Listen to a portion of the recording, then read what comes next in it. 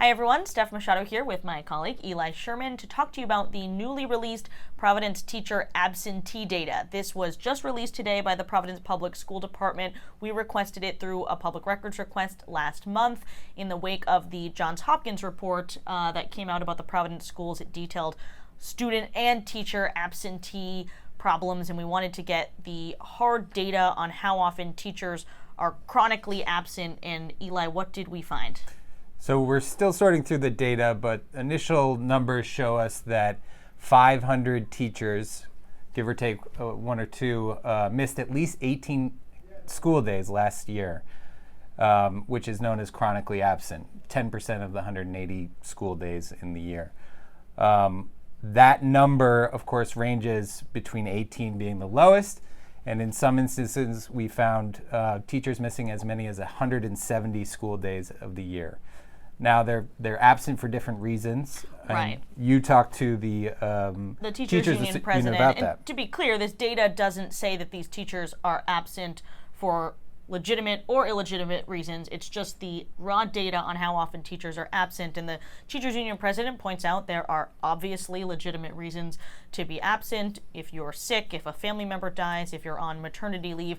But she acknowledges that this high number of teachers that are chronically absent, that are missing 10% of the school year, she acknowledges clearly there's a problem there. Clearly there are some teachers that are calling out sick when they might not be sick. And she attributes that to issues with the school culture and safety. She says teachers get burned out if they don't get a break all day. And this is a problem that officials have been concerned about for a while. So we're seeing the numbers just for this latest school year.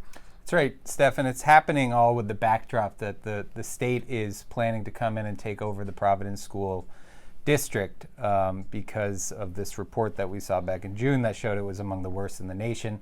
One of the things that's happened in other school districts where there have been similar takeovers is that the underperforming teachers have been fired. And so it'll be interesting to see how much of a focus this chronic absenteeism will be moving forward as this develops. And something the mayor said today was that, teachers need to be in school so that the students can learn, and he's certainly looking at these numbers as he will have some say or some input in this turnaround plan that the state is planning to put together when the state takes over the Providence schools this fall. So you can read all about this in the story below if you are watching this video on WPRI.com.